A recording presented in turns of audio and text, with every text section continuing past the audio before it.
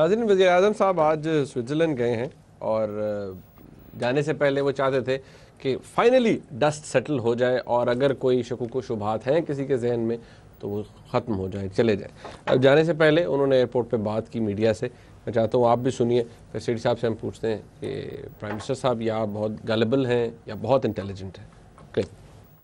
इदारों का तसादम में तो मुल्क चल ही नहीं सकता, तो इसलिए we have to be for the national interest, we have to be seen on the same page. जो मेरे रिमार्क्स थे इन अ मीडिया, जो मैंने चाइनीज़ मीडिया के साथ बात की थी, उस वक्त there were lot of events taking place and there were lot of government functionaries जिनका ओवरलैपिंग हो रही थी इश्यूज़, और उस कॉन्टेक्स्ट में मैंने वो बात की थी।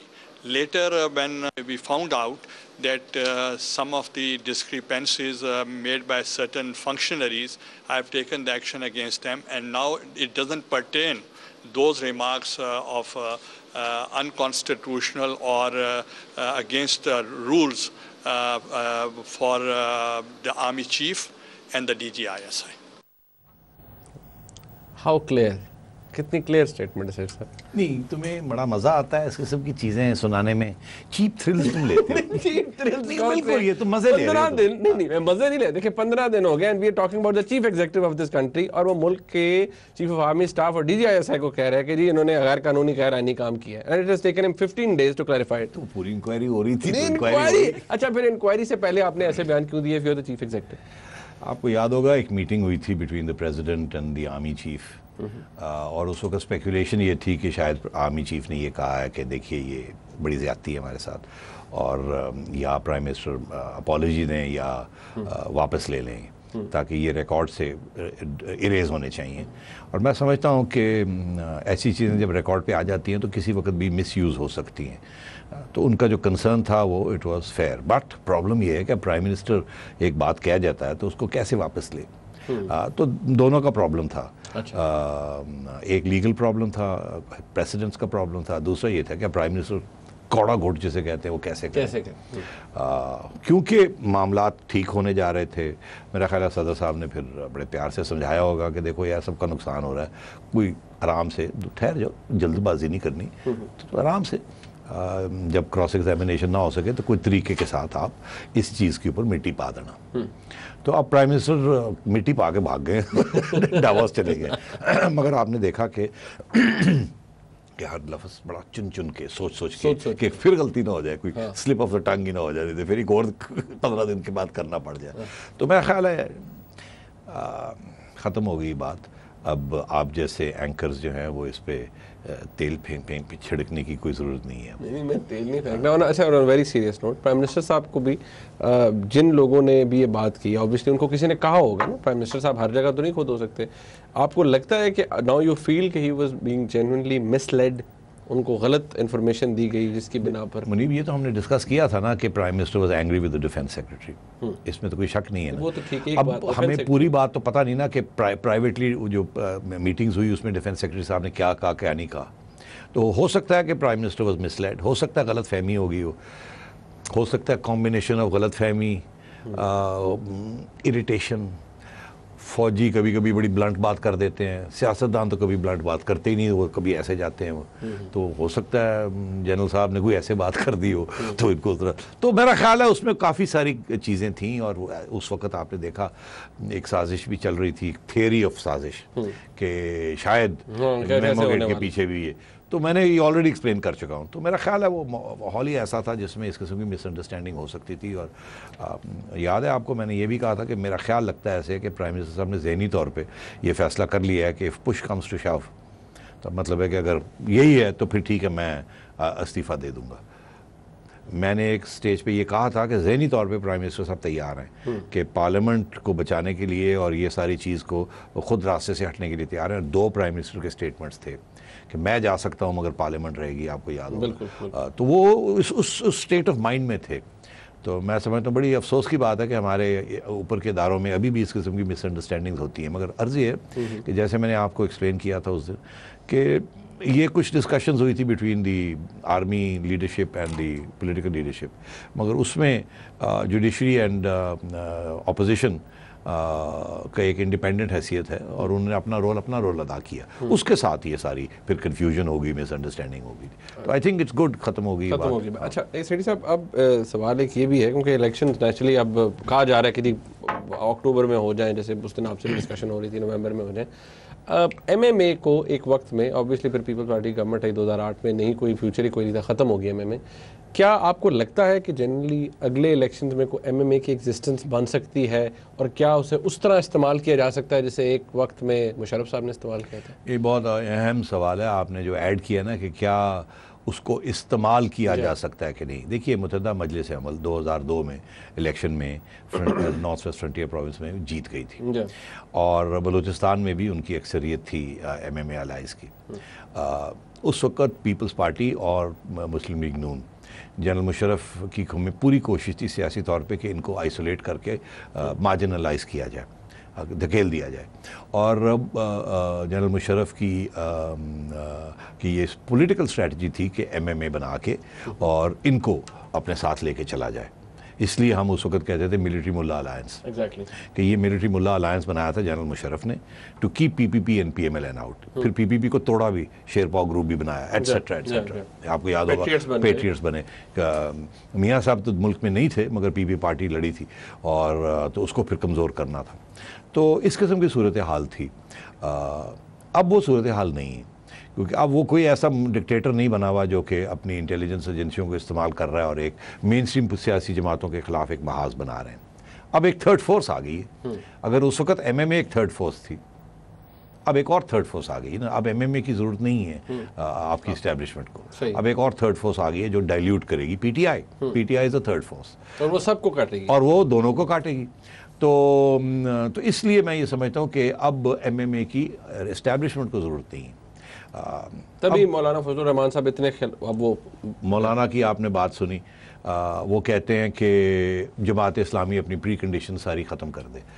जमात इस्लामी की प्री कंडीशन ज़ाहिर है has to do with seat adjustments और लीडरशिप ऑफ MMA और उसकी जो आइडियोलॉजी है क्या होगी क्या नहीं होगी।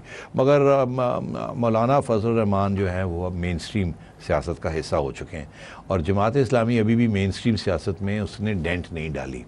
और MMA के दौरान तो उनको मिल गई थी सीटें 8, 10, 15 मगर सारे पाकिस्तान में, मगर अगर वो अलायंस में नहीं जाएंगे तो 2-3 सीटों से ज़्यादा उनको नहीं मिलेंगी। अब मेरा ख्याल है यहाँ भी मुश्किल हो जाएगा उनका अलायंस विद नवाज शरीफ साहब और वहाँ भी मुश्किल हो जाएगा फ्रंटियर में भी, स्पेशली KP में। वहाँ तो पहले 4 फोर्सेस होती थी ना, PPP, मुस्लिम लीग, ANP और JUI। ये 4 मेजर फोर्सेस थी और छोटी फोर्स थी एक जमात इस्लामी, 2-3 सीटें निकल आती थी काजी साहब की वगैरह। मगर 2002 में वो स्वीप कर गए, दे formed a government of their own. तो लेकिन अब वहाँ मतलब है कि ये 4 फोर्सेस जो हैं उसमें अब इमरान खान साहब भी आ गए और वो अपेरेंटली कहा जा रहा है और वो बिल्कुल काटेंगे, बड़ी फोर्स बहुत और काटेंगे बहुत से इलाकों में। तो मैं ये समझता हूँ कि अब फ्रंटियर में भी KP में भी आगे जाके एक कोalition गवर्नमेंट बनेगी और बहुत मुश्किल हो जाएगा कोalition गवर्नमेंट को चलाना। और मेरा ख्याल है सेंटर में भी कोalition होगी, पंजाब में भी कोalition होगी, सिंध में भी कोalition होगी, हर जगह पे कोalition गवर्नमेंट्स बनेंगी। कोalition गवर्नमेंट्स हिस्टोरिकली बड़ी इनएफिशिएंट होती हैं क्योंकि सबको देखभाल करनी पड़ती है, सबको खिलाना पिलाना पड़ता है और मुश्किल फैसले उस पर नहीं होते। तो जो मुस्तकबिल है वो सियासी तौर पे अच्छा नहीं लग रहा। MMA का मतलब MMA के अलावा जनरली गवर्नेंस का, क्योंकि कोalition गवर्नमेंट जहाँ हर जगह पे होंगी वहाँ फिर तकड़े फैसले करना, चेंज लाना मुश्किल हो जाता है। और खान साहब बिलीव्स के क्लीन स्वीप, खान साहब अगर क्लीन स्वीप कर जाते हैं तो फिर तो काम ठीक हो जाएगा। नाज़रीन एक ब्रेक लेते हैं, उसके बाद आपकी कॉल्स होंगी, हमारे साथ रहेगा।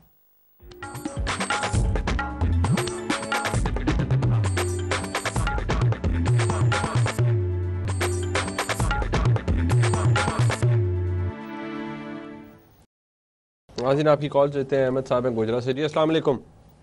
अस्सलाम वालेकुम सर। जी वालेकुम। गुजरा से मलिक अमजद इस्लाम अमजद बात कर रहा हूँ सेठी साहब। जी मलिक साहब। सर कैसे मिजाज हैं? ठीक है, मेहरबानी। अच्छा सर, एक मौजू जो है आपने आज डिस्कस किया था वो स्विस केसेस वाला, तो उसमें जो है वो हम बात करते हैं जी कि स्विस केसेस में हुकूमत ने जो है वो खत नहीं लिखा, सुप्रीम कोर्ट ने उस पर जो है वो एक्शन वगैरह लिया, सब कुछ किया। उसमें जो है वो बात आ जाती है जी 248 कॉन्स्टिट्यूशन की जो है आर्टिकल की, उसमें फिर बात कर देते हैं जी कि इसमें सदर साहब को जो है वो इस्तिस्ना हासिल है। तो हमारे पाकिस्तान के आईन में तो इसके अलावा भी बहुत से आर्टिकल हैं जिसमें अवाम को जो बहुत सारे हकूक दिए हैं जो हमारी हुकूमतों ने सलब किए रखे हैं। तो 248 पे ये जो है वो इतनी बहस की जाती है, इतना जोर दे के बात की जाती है, लेकिन जो बाकी आर्टिकल हैं आइन का हिस्सा है जिसमें अवाम के हकूक रखे गए हैं, वो भी उतनी ही अपना जोर दे के बात करने वाले हैं, लेकिन उस पर कोई बात नहीं की जाती है, कोई बात नहीं करता, उस पर कोई आवाज नहीं उठाता है कि जितनी जो है वो 248 पे उठाई जा रही है। क्या वो आर्टिकल्स आइन का हिस्सा नहीं है जो अवाम के हकूक के लिए? सिर्फ 248 ही रह गया है जिस पे। मलिक साहब कता कलामी माफ़, ये ज़रा आप वजाहत कर दीजिए ज़रा, ताकि हमें पता चले वो जो दूसरे आर्टिकल्स हैं जिनके आप कहते हैं अवाम के बारे में हैं, उनके हकूक़ के बारे में हैं, ज़रा उनकी भी बताइए कौन से आर्टिकल स्पेशली, कोई हवाला दीजिए ना हमें, ताकि फिर उससे बात हो सके। वो कॉल उनकी ड्रॉप हो गई है, कॉल ड्रॉप हो गई। वो बात वही कर रहे हैं ना कि जिनमें अवाम को हकूक है उसमें ऑब्वियसली फंडामेंटल राइट्स के हवाले से बात होती है। मगर फंडामेंटल राइट्स तो पेट नहीं भरता ना यार। हाँ। तो वो तो मेरा ख्याल है उनका इशारा और भी तो कुछ चीज़ों की तरफ है ना। आप वकील हैं, आप बता दीजिए हमें। नहीं, मैं वही कह रहा हूँ ना कि बेसिकली वो कहते हैं कि आवाम को बहुत से हकूक हासिल हैं, उसमें फिर आपके बुनियादी हकूक आ जाते हैं। Nobody is above the law, जो बेसिक जनरल रूल है आर्टिकल 5 है, उसके हवाले से बात आ जाती है कि वो उसकी कॉन्ट्रडिक्शन नहीं है। मेरा ख्याल है इस पे वो और भी तो इनके अलावा ह्यूमन राइट्स के अंदर आपका हक है कि आपको सेहत मिले, आपका हक है कि आप गुर्बत से दूर हों, गुर्बत से बचें, आप right to life, right to happiness, right to the pursuit of happiness, ये सारी चीज़ें हैं उसके अंदर। और मगर उसकी तरफ कोई तवज्जो नहीं दी जाती, बिल्कुल सही है। और उसमें इंसाफ भी आता है, तो आवाम के लिए इंसाफ, आइन की बातें तो होती रहती हैं मगर आवाम के इंसाफ की बातें नहीं होती। अदालतों के बाहर लाइनें लगी हुई हैं, लोग आ रहे हैं जा रहे हैं, किसी को कोई इंसाफ नहीं मिल रहा। तो ये सारी बातें सही कह रहे हैं, आप सही कह रहे हैं। अच्छा सही साहब, हमारे पास फेसबुक पे भी काफ़ी सवालात आ रहे हैं। हमारे दोस्त ये पूछते हैं कि जी आपको अब जब भी बात होती है तो आप कहते हैं कि जी आगे कोलिशन गवर्नमेंट्स बनेगी या हंग पार्लियामेंट होगी, तो अभी तक आप क्या ये नहीं समझते कि जैसे आप खुद कहते हैं इमरान खान साहब को अगर टाइम मिल जाए ज़्यादा अक्टूबर नवंबर तक का, तो क्या वो इस पोजीशन में नहीं होंगे कि वो क्लीन स्वीप कर सकें? नहीं, मेरा नहीं ख्याल। उसकी वजह यह है कि इस मुल्क की सियासत इज़ नॉट सिर्फ डिपेंडेंट ऑन यंग पीपल, क्योंकि इस वक्त तो यंग लोग जा रहे हैं। यहाँ ट्रेडिशनल पॉलिटिक्स बहुत चलती है, थड़े की पॉलिटिक्स है, अलायंसेस हैं, पुराने रवायती कैंडिडेट्स हैं। आप और मेरे जैसे बहुत से लोग इस मुल्क में हैं, देहातों में, छोटे शहरों में, जो आप और मेरे जैसे नहीं सोचते कि तब्दीली, वो ये सोचते हैं कि तब्दीली आएगी मगर मेरा काम कौन करवाएगा। जब मेरा थाने में मसला बन जाता है, मेरी कोई गाय चोरी करके ले जाता है तो मुझे तो थाने जाना पड़ता है। मेरे घर में नलका कौन लगवाएगा, मेरे अदालत में मेरे केसेस लगे हुए, मेरी सिफारिश कौन करेगा, मुझे कौन साथ लेके जाएगा। तो उनको वहाँ अपना लोकल MNA MPA नज़र आता है, इसलिए MNA MPA की हैसियत होती है। और वो वहाँ एक ये एटीट्यूड है कि जो MNA MPA अपने लिए कुछ नहीं कर सकता, उसने मेरे लिए क्या करना है। तो ये एक बिल्ट इन सिस्टम है कि जिसमें रिवायती सियासतदान जो है वो इतनी आसानी से अप्रूव नहीं किए जा सकते। भुट्टो साहब ने भी, जो कि एग्जाम्पल दिया जाता है, 1970 इलेक्शन में भुट्टो साहब ने भी जो मिडिल क्लास वोट लेके स्वीप की थी, बाय 1977 जब वो आए तो उनको एहसास हो गया था कि अब इलेक्शन जीतना बड़ा मुश्किल हो जाएगा उसी पैटर्न के ऊपर, बिकॉज अब हालात बिल्कुल क्लियर हो चुके हैं, ईस्ट पाकिस्तान का मसला ख़त्म हो चुका है। और अब यहाँ तो इन्होंने फिर ट्रेडिशनल पॉलिटिक्स को, पॉलिटिशियंस को इंक्लूड करना शुरू किया था। तो भुट्टो साहब भी खुद एक ट्रेडिशनल पॉलिटिक्स की तरफ ही was compelled to go towards that. तो अर्ज़ ये है कि ये सही है कि इमरान खान साहब जो हैं वो जितना उनको टाइम मिलेगा उतना उनको मौका मिलेगा अपनी पार्टी ऑर्गेनाइज तकड़ी बनाने का, लोगों को लेने का। मगर सवाल वही होगा कि एक हद तक अभी तक जो आप देख रहे हैं वो लोग जिन्हें और जगह कहीं नहीं मिल रही, नून में या पीपल्स पार्टी में, कोई बड़ा बंदा पीपल्स पार्टी का जो कि छोड़ के आया हो जिसकी कोई बहुत अहमियत हो, मगर वो तो पहले छोड़ गए थे ना, वो तो और इश्यूज पे छोड़ चुके थे। अभी भी कहा जा रहा है कि कुछ सिटिंग एमएनएस छोड़ेंगे, बात की जा रही है। मतलब मगर उसके साथ पार्टी जीतती तो नहीं है ना। तो मैं ये समझता हूँ कि मुझे नहीं पता, जाहिर है आवाम का फैसला है, कौन प्रिडिक्ट कर सकता है 6 महीने बाद क्या होगा क्या नहीं होगा, मगर मेजॉरिटी ओवरवेलमिंग स्वीप कोई नहीं होनी। समीउल्लाह साहब जी, अस्सलाम वालेकुम। अस्सलाम वालेकुम जी समी साहब। ये ब्रदर प्लीज, मैं एक तो सिटी साहब से क्वेश्चन करना चाह रहा था कि ये जो वजीर आजम साहब के बयान बदल गए हैं, इसका मतलब है कोई ना कोई इनकी अंदर खाने सेटिंग्स हो गई हैं। जी मेहरबानी। वो तो खुद क्या है, वो तो मेरा ख्याल है क्लियर हो गई ना बात के, कुछ सेटिंग से मुराद आपका पता नहीं क्या है। याद रखिए फौज के साथ कोई सेटिंग वेटिंग कोई नहीं होती, वो खुद ही सारी फाइन ट्यूनिंग करते हैं। मेरा ख्याल है कुछ मुतमईन है कि अब हालात मामूल पे आ गए हैं, वो जो मिसअंडरस्टैंडिंग सी रिमूव हो गई हैं। मसला पता क्या है, 2 मसले हैं। एक ये है कि अमेरिका के साथ अब वापस बातचीत शुरू होनी है। फ़ौज को भी हुकूमत की ज़रूरत है एक मलकियत लेने की, कि वो सामने होके सिविलियन सामने होके नेगोशिएट करें। तो वो भी एक रिक्वायरमेंट है फ़ौज की, तो वो डिस्टेबलाइजेशन नहीं जाएंगे।